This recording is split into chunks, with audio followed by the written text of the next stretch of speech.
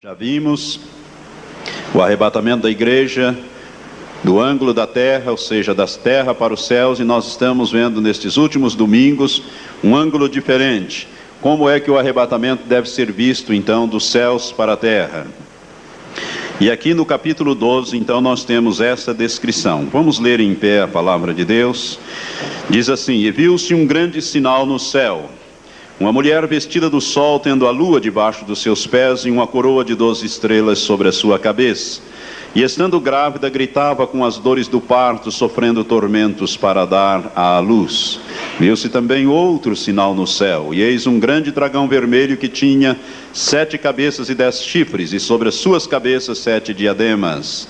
A sua cauda levava após si a terça parte das estrelas do céu, e lançou-as sobre a terra, e o dragão parou diante da mulher que estava para dar à luz, para que, dando ela à luz, lhe devorasse o filho.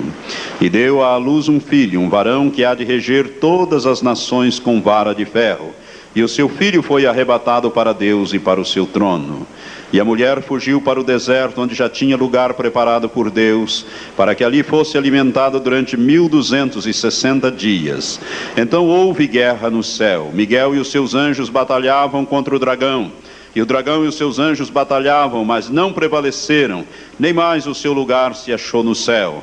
E foi precipitado o grande dragão, a antiga serpente que se chama o Diabo e Satanás, que engana todo mundo. Foi precipitado na terra, e os seus anjos foram precipitados com ele. Então ouvi uma grande voz do céu que dizia: Agora é chegada a salvação e o poder, e o reino do nosso Deus e a autoridade do seu Cristo, porque já foi lançado fora o acusador de nossos irmãos, o qual diante do nosso Deus os acusava dia e noite. E eles o venceram pelo sangue do Cordeiro e pela palavra do seu testemunho, e não amaram as suas vidas até a morte. Pelo que alegrai-vos, ó céus, e vós que neles habitais.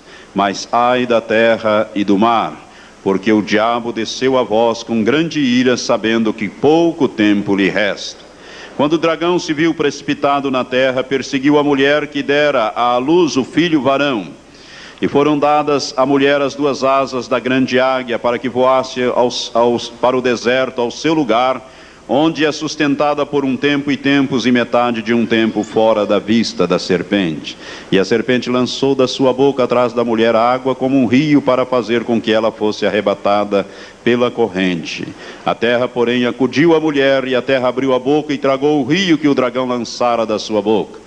E o dragão irou-se contra a mulher e foi fazer guerra aos demais filhos dela, os que guardam os mandamentos de Deus e mantêm o testemunho de Jesus. E o dragão parou sobre a areia do mar. Que Deus abençoe essa escritura ao teu espírito. Podeis sentar. Irmãos, nós estamos dando uma série de estudos bíblicos, proféticos, sobre profecia, escatologia, que é o estudo das coisas que em breve hão de acontecer, as coisas determinadas para o tempo do fim.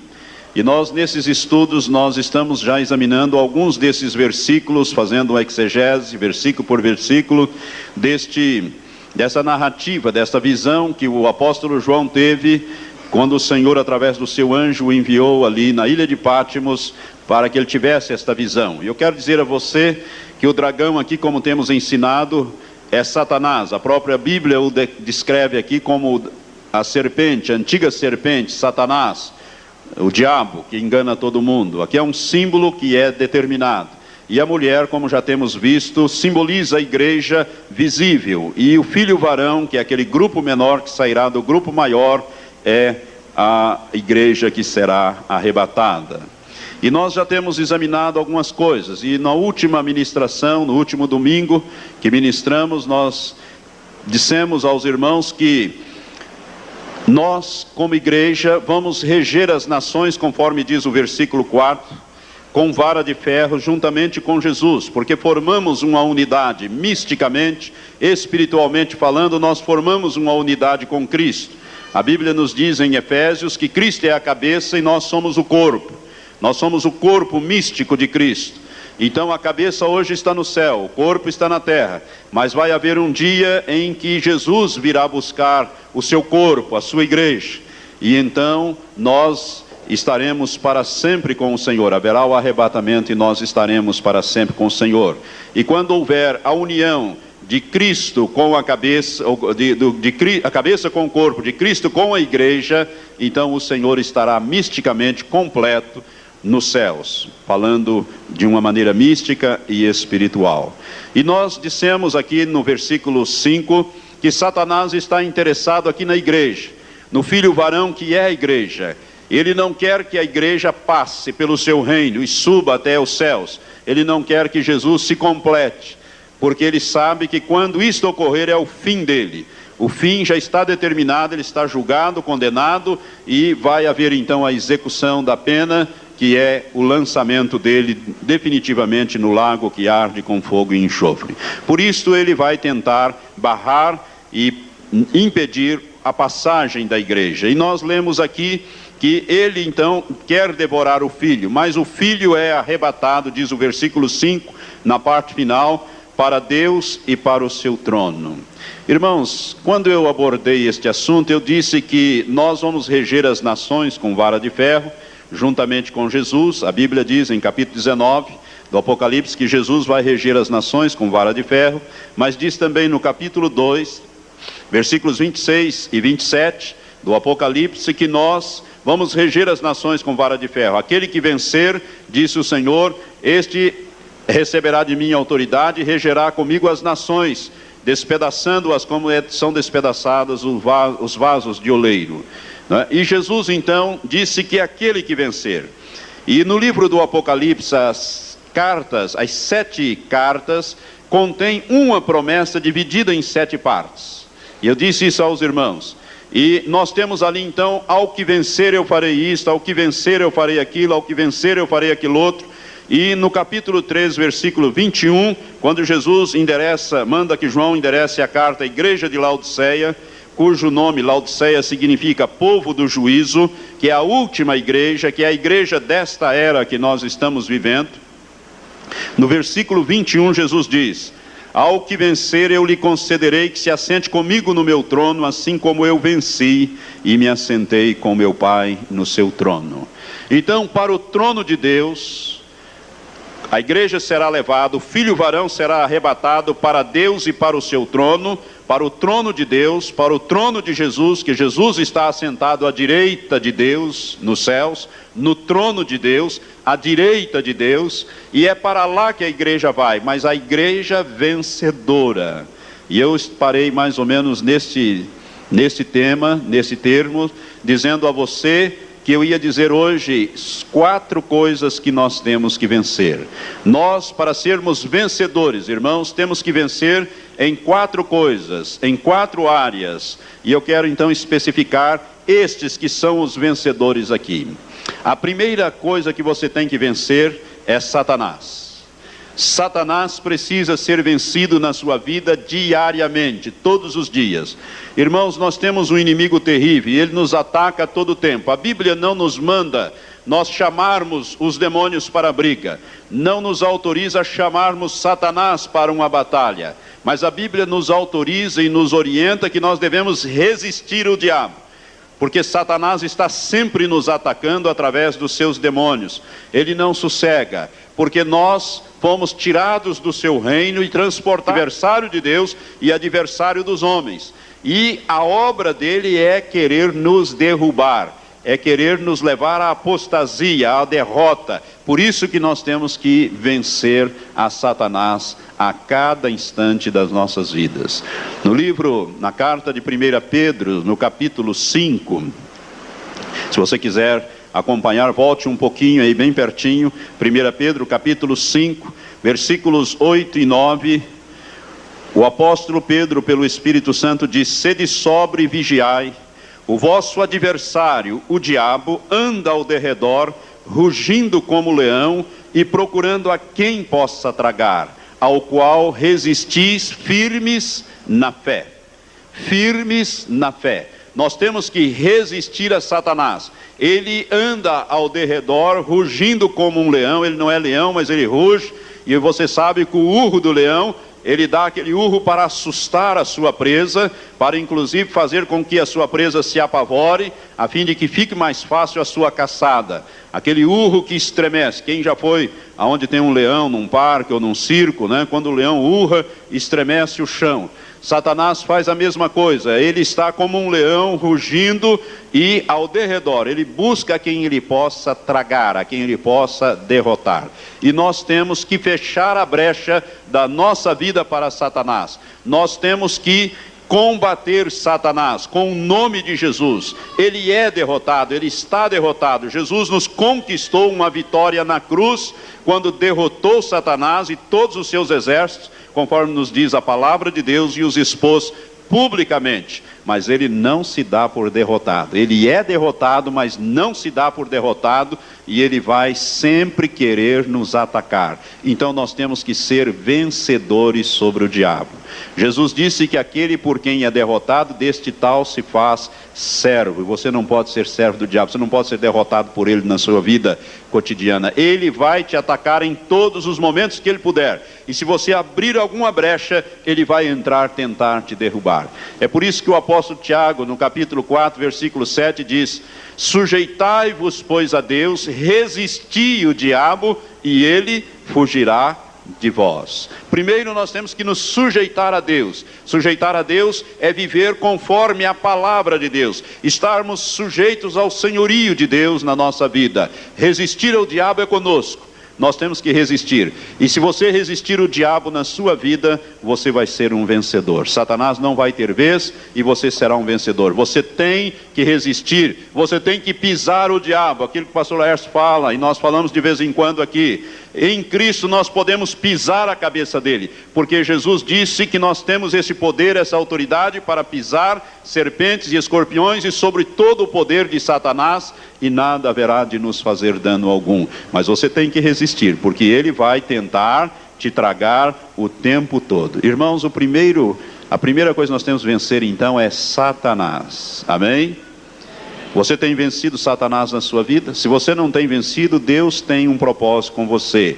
Ele te chamou, te tirou do reino das trevas, te transportou para a família dele, te fez nascer no reino da luz.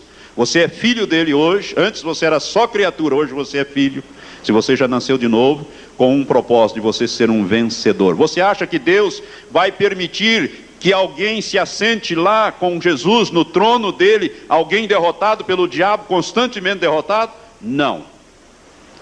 Os que vão subir são os vencedores. Os derrotados pelo diabo vão ficar aqui para passar por a grande tribulação. Vão ser peneirados aqui nas mãos do diabo. E quando eu falar sobre a grande tribulação, eu tenho certeza que você não vai querer absolutamente ficar aqui para trás. E esta palavra é para te prevenir, para te alertar e para levar você a uma experiência mais profunda com Deus através do Espírito Santo. Então, quem é que você tem que derrotar primeiro? Satanás. Vencedor é aquele que derrota o diabo no dia a dia. No dia a dia. Nunca dê lugar para o diabo. Você percebe que aquilo é uma ação do diabo, você rejeita aquilo em nome de Jesus, fala com aqueles demônios e os põe para correr em nome de Jesus. Segunda coisa que você tem que ser vencedor, segunda área que você tem que vencer é o pecado. Abra em Hebreus capítulo 12. Abra comigo em Hebreus capítulo 12.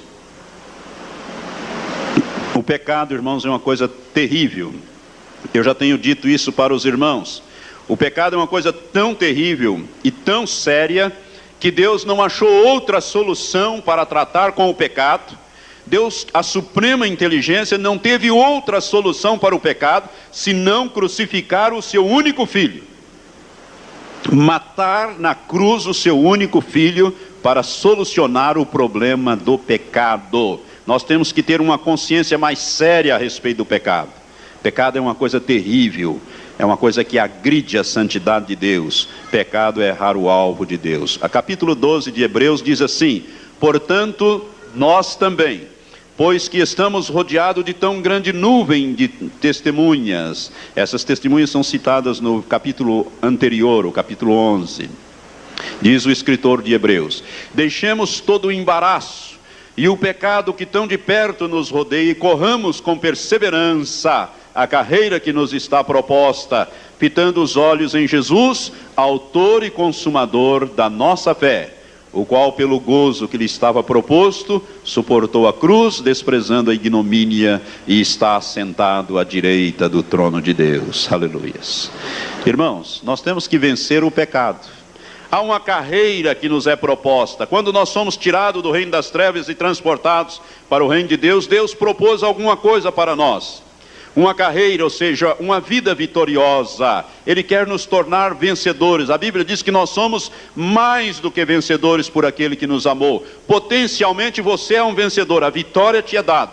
Vamos ver se você sustenta esta bandeira de vitória e corre esta carreira que te está proposta. O pecado é uma coisa terrível que vai querer fazer você tropeçar. A Bíblia fala aqui do pecado e do embaraço. Pecado é tudo aquilo que agride a santidade de Deus, tudo aquilo que entristece o Espírito Santo, que Ele fez habitar em você, a mentira, o adultério, enfim, seja lá o que for, não é? Tudo aquilo que agride a santidade de Deus, que entristece o Espírito Santo de Deus, que você está selado, é pecado, e você deve então vencer o pecado. Pecado, portanto, tudo isso que agride a santidade de Deus. Mas aqui a Bíblia fala também de algumas coisas que não são pecado, mas são embaraço. E nós temos que nos desembaraçar. A nossa vida às vezes parece que fica embaraçada com coisas que não são pecados, mas que nos atrapalham uma comunhão mais íntima com Deus. Eu costumo citar aqui o exemplo do futebol. Tem muitas pessoas que têm verdadeira adoração pelos seus times e pelos seus ídolos de futebol. Eu quero dizer que ídolo, tudo quanto é ídolo é idolatria. Tem muita gente que pensa que ídolo é só a imagem de escultura, mas tudo que ocupa o primeiro lugar na sua vida é ídolo, é idolatria. E o idólatra não tem parte nem herança no reino de Deus. A Bíblia diz isso. E eu quero dizer a você que o futebol atrapalha muita gente. É um embaraço na vida das pessoas.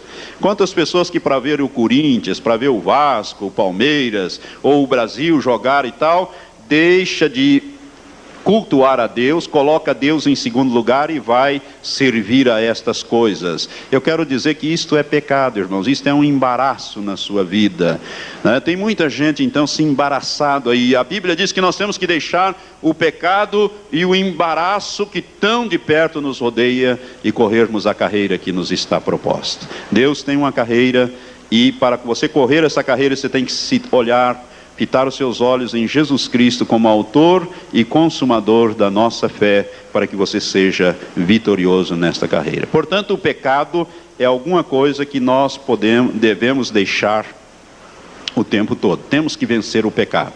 Eu quero fazer um esclarecimento aqui. Tentação não é pecado. Tem muita gente que pensa que tentação é pecado e às vezes confunde as coisas. A Bíblia diz que Jesus foi tentado em tudo, mas não pecou. Em tudo ele foi tentado. Quando vem a tentação, irmãos, nós temos que resistir. É a hora de você resistir às ciladas de Satanás, o pecado que tão de perto nos rodeia. A tentação é como uma porta aberta para você pecar. Você pode entrar e passar por aquela porta e cair e pecar, como você pode deixar de entrar por ali e resistir àquela tentação. É nós que temos que resistir. Deus coloca isto para nós. Você quer ser um vencedor? Você tem que resistir à tentação. A tentação. E todos os dias nós somos tentados. Somos ou não somos? Por isso, para nós sermos vencedores, nós temos que vencer diariamente Satanás e o pecado através das tentações que ele coloca diante de nós a cada instante. E se você é uma pessoa que brinca muito com o pecado, anda muito de perto com o pecado, eu quero dizer que você corre um risco a todo momento na sua tentação, ou tentações vão ser lançadas sobre você para te derrubar. E a Bíblia diz que aquele que vai vencer é aquele que vai vencer o pecado. Ele vai vencer Satanás e vencer o pecado e o embaraço que tão de perto nos rodeia. Então, tentação não é pecado, mas é uma porta, um convite ao pecado. Jó, Deus dá um testemunho de Jó. Quando ele fala com Satanás a respeito de Jó, no capítulo 1 do livro de Jó, ele disse: viste por acaso meu servo Jó, homem íntegro e reto, que teme a Deus e se desvia do mal. Jó se desviava do mal, ou seja, Jó não cedia à tentação, Jó se desviava da tentação. O mal estava ali, Jó ia para o lado de cá. Ele não brincava com estas coisas. Tem muita gente que brinca com o pecado e brinca com a tentação, e nós não somos páreo para o diabo. Nós temos que resistir ao diabo, para que ele fuja de nós e leve consigo as suas tentações, as maquinações que ele arma por cima de nós, que somos os filhos de Deus e que temos que ser vencedores sobre eles. Então, primeiro, você tem que vencer Satanás. Segundo, você tem que vencer o pecado e o embaraço que tão de perto nos rodeia. Terceira coisa que você deve vencer: o mundo. Gostaria que você abrisse comigo em Tiago, um pouco à frente aí de Hebreus, capítulo 4, versículos 4 e 5. Depois vamos ler também 1 João, capítulo 2. Na carta do apóstolo Tiago à igreja, o Espírito Santo fala-nos através da pena inspirada do apóstolo Tiago, a partir do versículo 4 do capítulo 4. Capítulo 4, versículo 4, nós lemos assim: infiéis, algumas outras versões diz adúlteros e adúlteras, que é a mesma coisa, infiéis. Não sabeis que a amizade do mundo é inimizade contra Deus? Portanto, qualquer que quiser ser amigo do mundo, constitui-se inimigo de Deus. Ou pensais que em vão diz a Escritura: o Espírito que ele fez habitar em nós, anseia por nós até os ciúmes? Esta é uma escritura forte, irmãos, é uma palavra forte, né? Aquele que quer ser amigo do mundo vai ser inimigo de Deus. Vai um pouquinho mais adiante na primeira carta, depois das primeira e segunda carta de Pedro, vamos à primeira carta de João. Primeira carta de João, capítulo 2, versículo 15. O apóstolo João, o apóstolo do amor, ele nos diz assim pelo Espírito Santo. Capítulo 2, versículo 15, primeira carta: não ameis o mundo, nem o que há no mundo, ou o que no mundo há. Se alguém ama o mundo, o amor do Pai não está nele. Porque tudo o que há no mundo, a concupiscência ou cobiça da carne, a concupiscência dos olhos e a soberba da vida não vem do Pai, mas sim do mundo. Ora, o mundo passa e a sua concupiscência, mas aquele que faz a vontade de Deus permanece para sempre. Você tem que vencer quem? Satanás, o pecado e o mundo. Irmãos, não é fácil sermos vencedores do mundo. Eu quero dizer que o mundo está aí, ele nos rodeia muito de perto. Todo momento nós somos conduzidos ou concitados a cedermos às ações do mundo. O apóstolo Laércio gosta muito de falar, e quando ele fala do mundo, ele diz um mundo podre, sujo e corrompido. E é exatamente isso. Esse sistema de governo, esse sistema de educação, esse sistema que leva as pessoas a fazer a vontade de Satanás e não a vontade de Deus. Então nós temos que ser vencedores do mundo. A Bíblia diz aqui: infiéis ou adúlteros e adúlteras, não sabeis que a amizade com o mundo é inimizade para com Deus? Você quer ter Deus por inimigo, irmãos? Olha, você ter Satanás por inimigo, tudo bem, porque nós podemos vencê-lo, mas Deus não. Ter Deus por inimigo é a pior coisa que alguém pode desejar na sua vida. Porque com Deus, de Deus, ninguém, das mãos do diabo Deus livra, mas das mãos de Deus quem é que livra? Ninguém. Por isso, a Bíblia diz uma coisa muito séria, que a amizade com o mundo, isto é, viver de acordo com o curso do mundo, é inimizade contra Deus. O Espírito Santo que ele fez habitar em nós, não nos compartilha com o mundo, irmãos. O Espírito Santo sente ciúmes de nós. Deus é ciumento de nós. Ele fez habitar o seu Espírito, e o Espírito Santo é ciumento, porque nós não fomos comprados com qualquer preço. Nós não fomos comprados, como diz a Bíblia, por ouro, prata ou coisas corruptíveis. Nós custamos a vida de Jesus. Nós custamos o sangue, a vida de Jesus. Foi o preço da nossa redenção. Nós pertencemos a Deus e Ele não quer nos compartilhar com o diabo, compartilharmos com o mundo. Por isso, o Espírito Santo sempre sente ciúmes de nós, e quando nós quisermos nos tornar amigo do mundo, nós vamos nos constituir inimigos de Deus. Você quer? Vou te dizer uma coisa, vou te dar um exemplo. A moda, eu falo aqui às irmãs, eu sei que muitos não Não gosto até que a gente fale isso, mas a gente tem que falar, irmãos, porque você quer ser um vencedor, você quer ser uma vencedora, minha irmã, então você vai ter que vencer o mundo. Uma das coisas que o mundo dita é a moda.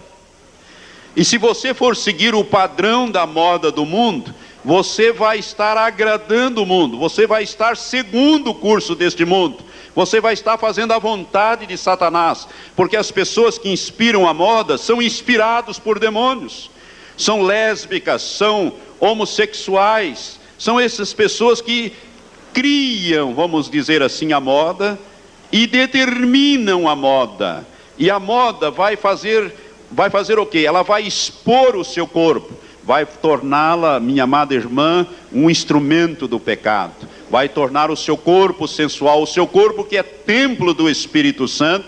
Você vai profanar este corpo quando você o veste inadequadamente e o expõe à sensualidade. Eu quero chamar a sua atenção para isso. Jesus disse em Mateus capítulo 5, quando ele fala do adultério, ele diz que quando um homem olha para uma mulher e a deseja no seu coração ele adulterou com ela. Preste atenção nisso. É com ela. Ela faz parte deste adultério. Você pode dizer: ah, pastor, mas eu não fiz nada.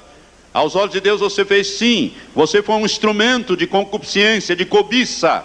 E a Bíblia nos diz que nós não temos que seguir a moda do mundo, o curso deste mundo. Qualquer que ama o mundo, o amor do Pai não está nele. Qualquer que se deixa levar pelo mundo, vai ficar aqui para passar pela grande tribulação. Vai ter que ser purificado pelo cadinho de Deus. Vai passar aqui. E eu não quero que você fique aqui por causa dessas coisas. O seu corpo é templo do Espírito Santo, minha irmã.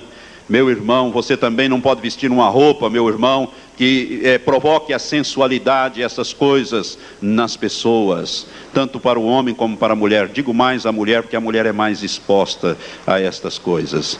E nós temos que ser vencedor de Satanás, o pecado e do mundo, as coisas do mundo, o sistema do mundo, os prazeres do mundo, as coisas do mundo, que tentam nos derrubar a cada instante. E eu quero que você seja um vencedor. Deus está interessado que você seja uma vencedora, um vencedor. E a quarta coisa que nós temos que vencer, que talvez seja a coisa mais difícil, é a nós mesmos, o nosso eu, a nossa carne. Abra comigo. Jesus falou sobre este assunto em Mateus capítulo 16. Abra sua Bíblia em Mateus capítulo 16. Vamos ler uns versículos aqui. Em Mateus capítulo 16, a partir do versículo 24 a 27. Aqui a grande maioria tropeça. Mas Deus está enviando a sua palavra para te ajudar, para te tornar um vencedor. Jesus vai falar essa escritura aqui, a lei da cruz, capítulo 16, Mateus, versículo 24 em diante, nós lemos assim: então disse Jesus aos seus discípulos, preste atenção, a quem Jesus dirigiu essa palavra? Aos seus seguidores. Discípulos são seguidores. Você é um discípulo de Jesus? Você é um seguidor de Jesus? É? Amém. Foi lavado, comprado pelo sangue? É? Você é um discípulo de Jesus? Você foi feito discípulo? Porque Jesus disse: ide fazer discípulos. Você foi feito um discípulo? Um seguidor? Então essa palavra é para você. Disse Jesus aos seus discípulos: se alguém, ele não direcionou essa palavra a Pedro, a João, a Tiago, porque não tratava de Pedro e Tiago, é todos. Se alguém quer vir após mim, negue-se a si mesmo, tome a sua cruz e siga-me. Outra versão diz: tome a cada dia a sua cruz e siga-me. Pois quem quiser salvar a sua vida ou a sua alma, no original é vida da alma, perdê-la-á. Mas quem perder a sua vida ou a sua alma por amor de mim, achá-la-á. Pois que aproveita o homem ganhar o mundo inteiro e perder a sua vida ou a sua alma? Ou que dará o homem em troca da sua vida ou da sua alma? Irmãos, Jesus colocou aqui o dedo na ferida. Ele foi direto ao ponto quando ele tratou deste assunto. Tem muita gente que pensa que a cruz que Jesus está se referindo aqui é a esposa, é o filho, é o marido, é o trabalho, é o patrão, é algum sofrimento, é alguma enfermidade, alguma coisa que é a cruz dele. Não, isso não é a sua cruz é a sua alma, é o seu eu. O seu problema maior é o seu eu. O seu eu normalmente tem uns 2, 3, 4, 5, 10 metros de altura. Quanto mais você cultiva o eu, mais a sua alma se fortalece. E Jesus disse, olha, se você quer vir após mim, se você quer ser meu discípulo, você vai crucificar todos os dias o seu eu. Irmãos, a Bíblia é muito clara quando ela diz que o novo nascimento é para o Espírito. É o Espírito que nasce de novo. A alma não nasce de novo e nem o corpo nasce de novo. O corpo, se ele é velho, ele continua velho. Se ele é calvo, ele continua calvo. Não há nada. Quando você nasce de novo, nada acontece com o seu corpo, nem com a sua alma. O que acontece é o teu espírito, que é vivificado. Você recebe a vida de Deus e você nasce de novo. E o Espírito Santo vem habitar no teu espírito, que habita por sua vez no seu corpo. Amém?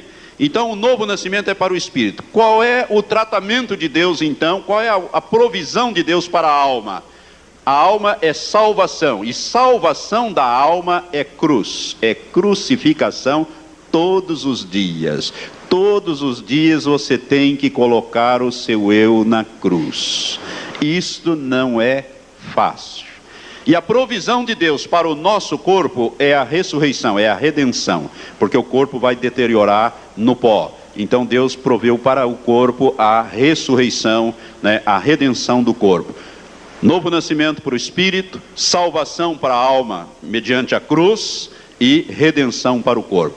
E esta salvação da alma é mediante a cruz. Não tem outro caminho para a salvação da alma senão a cruz. Crucificar o eu. Eu não quero, eu não aceito, eu não concordo, eu isto, eu aquilo outro. E o seu eu vai cada vez crescendo mais.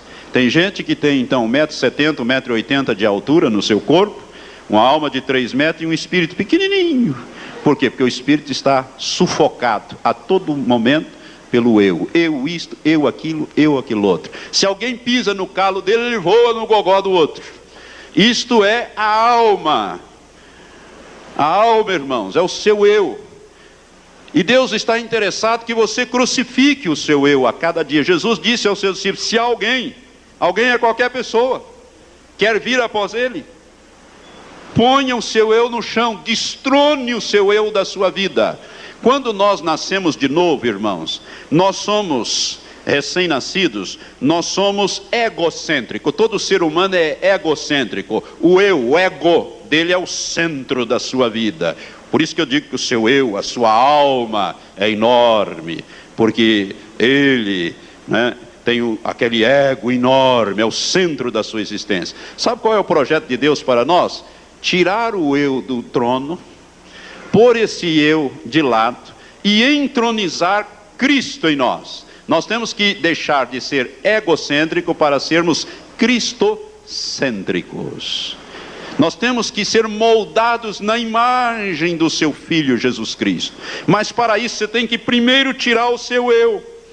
E como é que você tira o seu eu? Pondo o eu na cruz. Lá no Seminário Betânia tem um quadro. Não sei se você já foi lá no Seminário Betânia, já entrou. Você já viu aquele quadro que tem um eu bem grande, uma cruz, né? E o eu pregado naquela cruz? Aquilo ali é isto que Jesus quis dizer aqui em Mateus capítulo 16, 24. Você já viu aquele eu enorme lá? Muitos que já fizeram retiro já viram, os jovens já viram.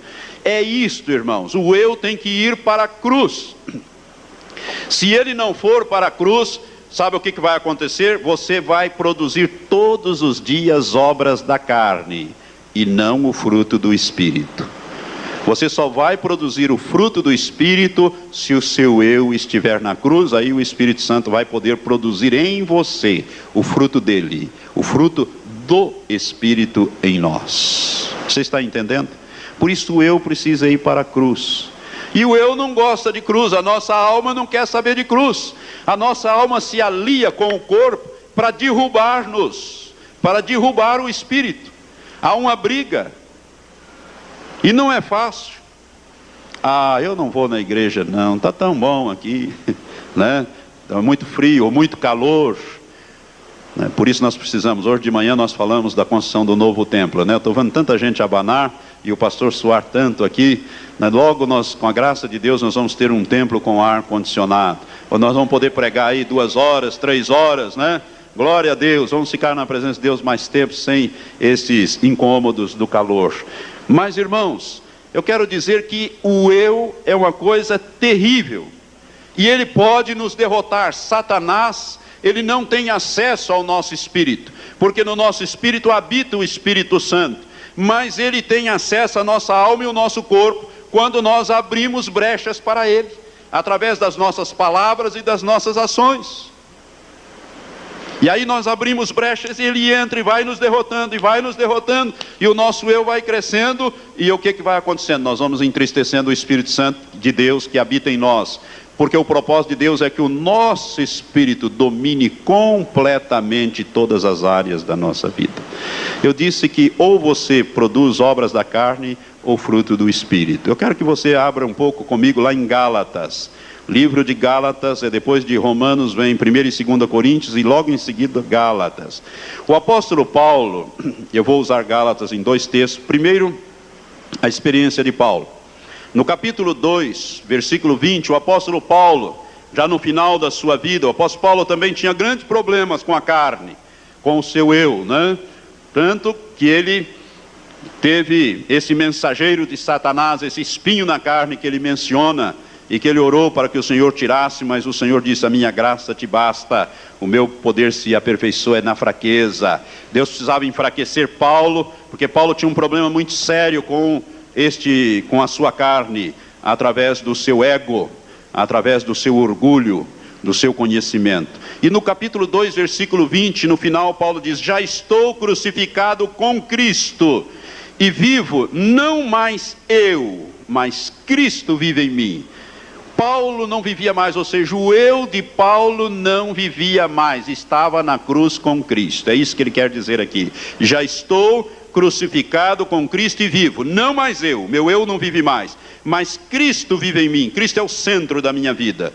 E Paulo continua dizendo: e a vida que eu agora vivo na carne, isto é, no corpo e na alma, fisicamente, vivo-a na fé no Filho de Deus, o qual me amou e se entregou por mim. Este é o grande propósito de Deus para a nossa vida: crucificar o nosso eu. Irmãos, agora vai ao capítulo 15, versículo 19.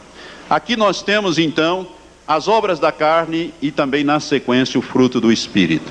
Deus está interessado que você produza não as obras da carne, mas o fruto do Espírito. Capítulo 5, versículo 19 de Gálatas, nós lemos assim: ora, as obras da carne são manifestas, quais são? A prostituição, corpo. Carne aqui, irmãos, é corpo e alma aliados, a Bíblia chama de carne. Corpo e almas aliados. O corpo alia-se muito com a alma alia-se muito com o corpo, para combater o espírito. Então as obras da carne são manifestas, quais são? A prostituição, corpo, a impureza, corpo, lascívia, a idolatria, a feitiçaria, as inimizades, as contendas, os ciúmes, as iras, as facções, as dissensões, os partidos, as invejas, as bebedices, as orgias e coisas semelhantes a estas, contra as quais vos previno, como já antes vos preveni, que os que tais coisas praticam não herdarão o reino de Deus. O crente carnal fica para trás. Ele vai perder até a salvação se ele continuar na carnalidade. Não vai herdar nem o reino, que dirá herdar o reino na posição de corpo. É por isso que nós temos que ser vencedores.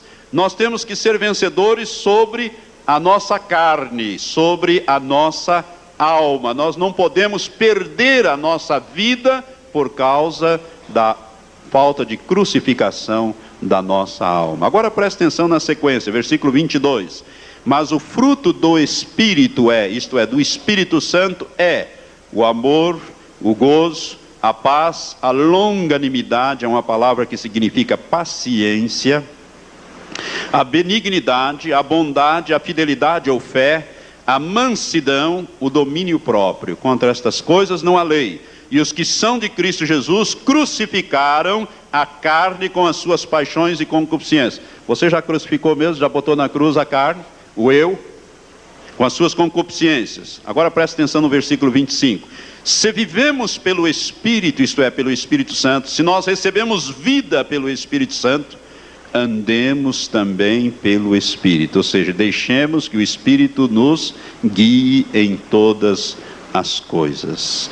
Irmãos, Deus está interessado em você ser um vencedor. E sabe como você vai ser um vencedor? Quando você produzir o fruto do Espírito. Irmãos, é possível ser vencedor sobre Satanás, sobre o pecado, sobre o mundo e sobre nós mesmos, a nossa alma, a carne, enfim.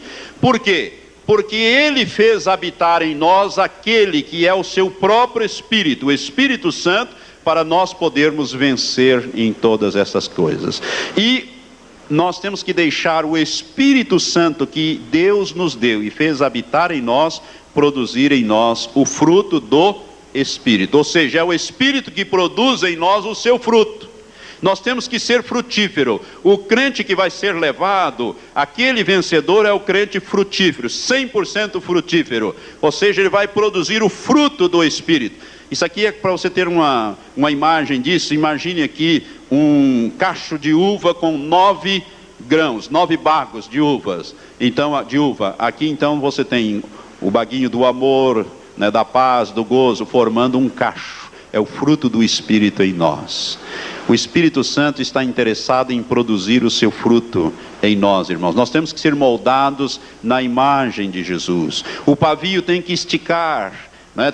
Você tem que ter um pavio bem comprido. Isto chama o que? Domínio próprio, temperança ou domínio próprio. Deus está interessado em fazer estas coisas em nós.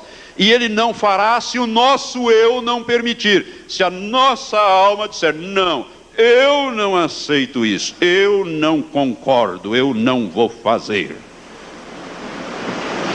Deus respeita o seu eu, seu livre-arbítrio. Deus respeita. Sabe, irmãos, Deus respeita, mas Ele te torna responsável pelas suas decisões.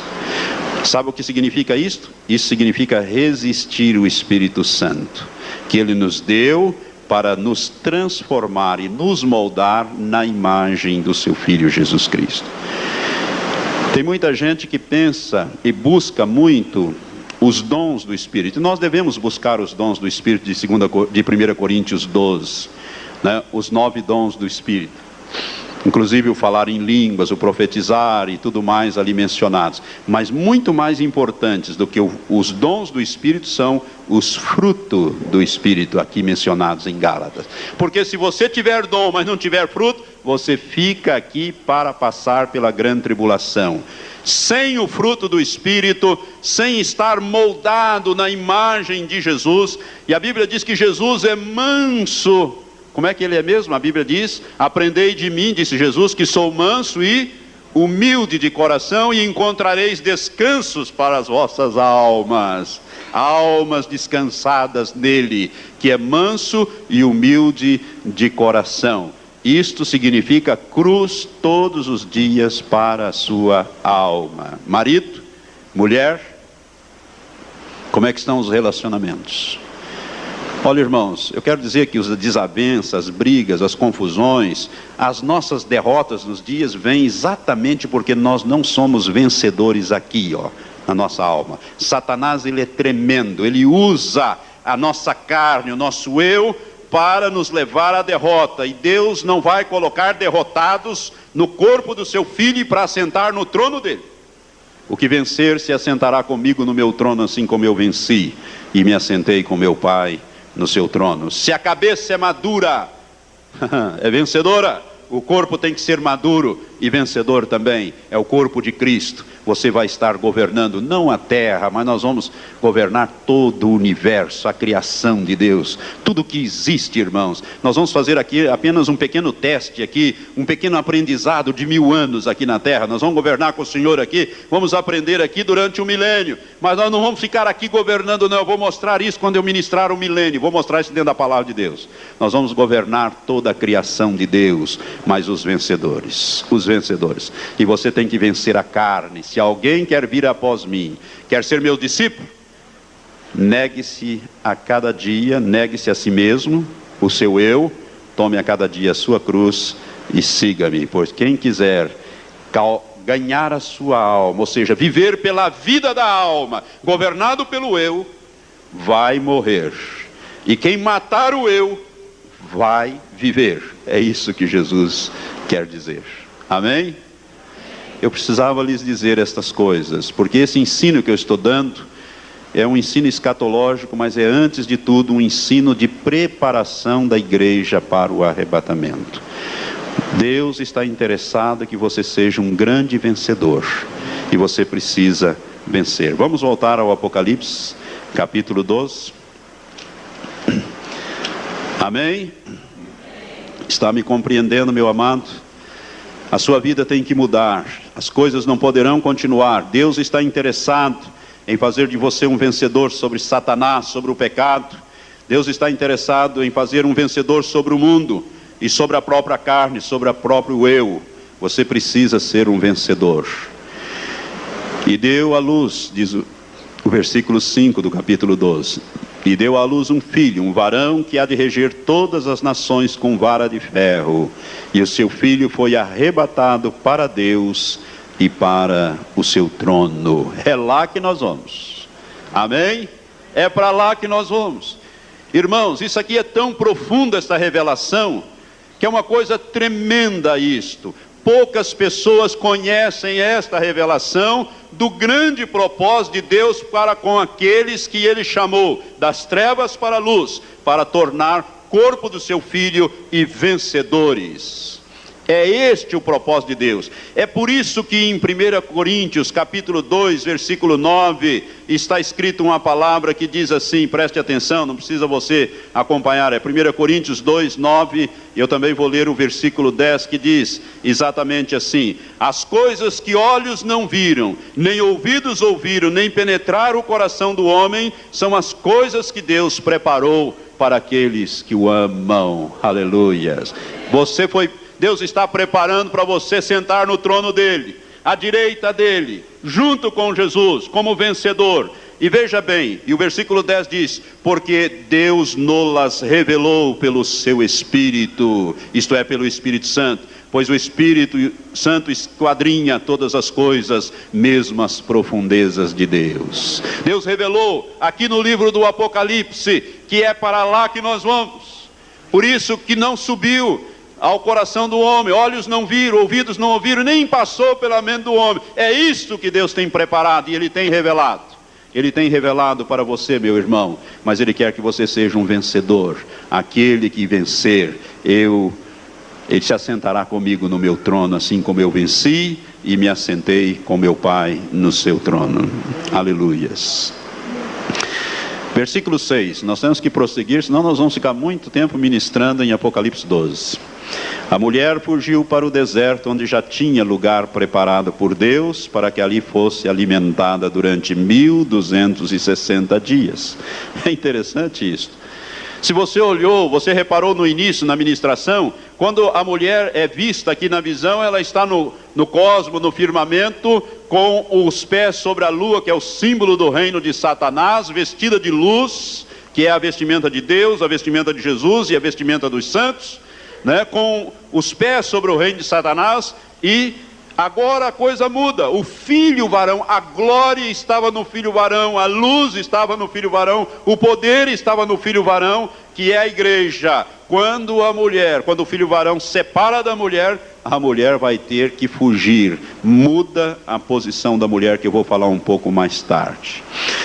E o versículo 7 diz: então houve guerra no céu. Miguel e os seus anjos batalhavam contra o dragão, e o dragão e os seus anjos batalhavam, mas não prevaleceram, nem mais o seu lugar se achou no céu. E foi precipitado o grande dragão, a antiga serpente, que se chama o diabo e Satanás, que engana todo mundo, foi precipitado na terra, e os seus anjos foram precipitados com ele. Irmãos, o arrebatamento da igreja vai ocasionar uma mudança tremenda no cosmo. Eu quero dizer isso para você. Eu já falei que num determinado momento, a Bíblia fala isso, Deus mesmo, Jesus mesmo vai dar a ordem, chegou a hora, fulano, suba, igreja, suba. Ele dará um comando, uma ordem, imediatamente o arcanjo vai entrar em ação. O arcanjo é Miguel, conforme diz lá 1 Tessalonicenses 4, quando nós falamos do arrebatamento visto do ângulo da terra para o céu, né, nós falamos ali, a Bíblia fala que o Senhor mesmo descerá do céu, ouvida a voz do arcanjo e ressoada a trombeta de Deus, os que morreram em Cristo ressuscitarão, e nós, os que estivermos vivos, seremos transformados e juntos iremos encontrar o Senhor nos ares e assim estaremos para sempre com o Senhor. O Senhor dará esta ordem, Miguel entrará com os exércitos de Deus em ação para limpar o caminho, porque Satanás se oporá ao arrebatamento. É por isso que o dia e a hora do arrebatamento ninguém sabe, apenas a Trindade, Pai, Filho e Espírito Santo. Porque Satanás gostaria de estar melhor preparado, mas mesmo assim ele vai se opor, ele quer arrebatar, ele quer destruir o filho varão, que é a igreja que vai passar. Nós não temos nada com isso. Deus dará uma ordem a Miguel, Miguel limpe a área. E vai se travar uma grande batalha no cosmos, irmãos. A coisa vai ferver. Eu já falei isso quando eu ministrei, acho que domingo passado, e dei até os textos lá de Isaías, capítulo 13, versículo 13, que a Bíblia fala que a terra será abalada, os céus serão abalados. E também falei de Hebreus e também de Zacarias, de Ageu, capítulo 2, e Hebreus, capítulo 12, versículos 26 e 27, quando o Senhor fala que vai abalar. E o resultado disso é o que Jesus disse em Lucas 21. Agora deixa o seu dedo anotando aí, marcando aí, vamos lá em Lucas capítulo 21, você vai compreender essa escritura profética de Jesus, quando ele fala deste assunto no capítulo 21, Jesus está falando ali da grande tribulação e daqueles momentos que antecedem, aqueles anos que antecedem a sua volta, a vinda dele. Em Lucas capítulo 21, versículo 25 em diante, Jesus disse assim: e haverá sinais no sol, na lua e nas estrelas,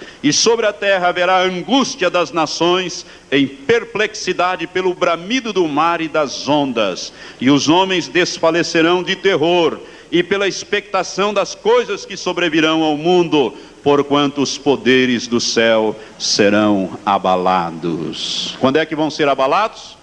Quando Deus ordenar que Satanás e o seu exército seja desalojado das regiões celestes e arrojado sobre a terra, lançado sobre a terra.